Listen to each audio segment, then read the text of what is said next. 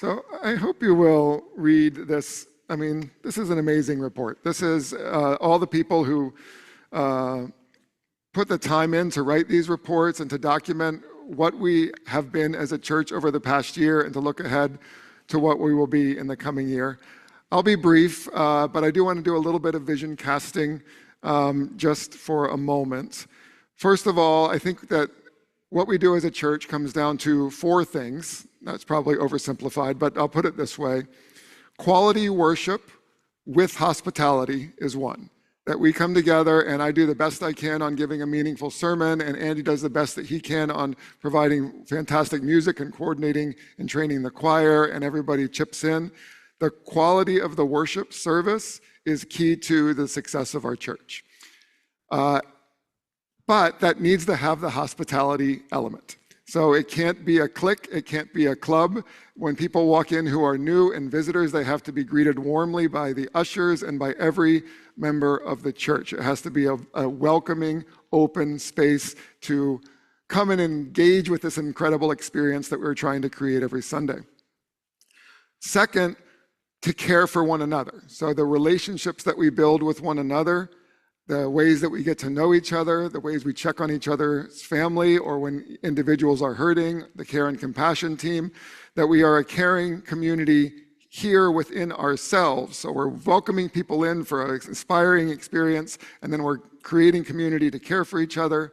And then third, that community is ultimately based in this vision of the kingdom of God. The idea that every single person on this earth is created in the image of God, and that we are envisioning what we are trying to do here as what could be done in the entire world, that the entire world should live by treating every human being on earth with dignity and respect, and being sure that everybody's treated equally. So that DNA of this congregation of social justice is a third piece.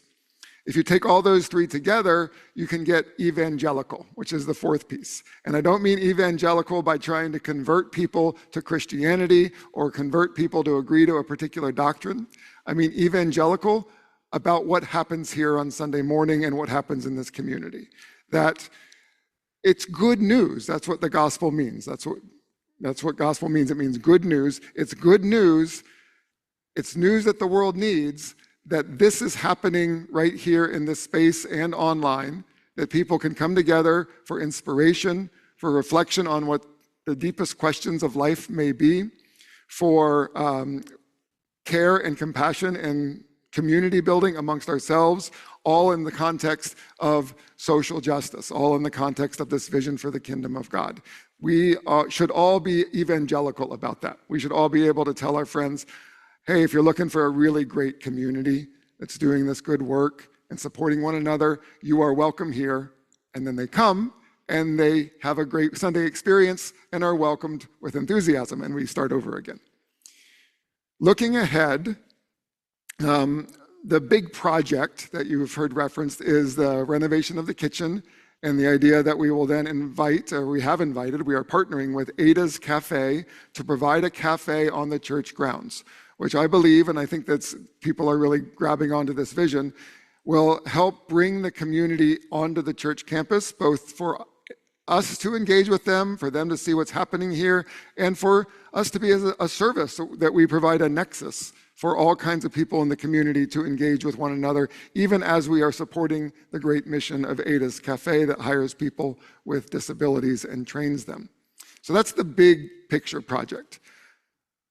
But looking ahead is more than just a big project. What I hope that we are doing here as a church is letting 1,000 flowers bloom.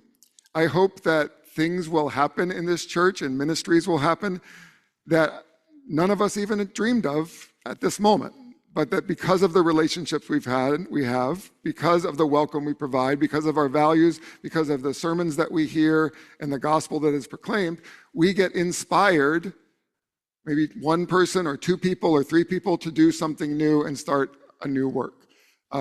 People for Palestine is a great example of that, a new thing that emerged because of a passion that grew up inspired by what happens here on Sunday morning and in this community.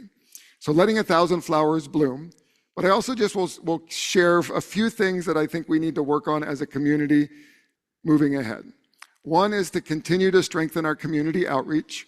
What we're doing today by going to the Palo Alto, East Palo Alto Cinco de Mayo festival is a great example of that.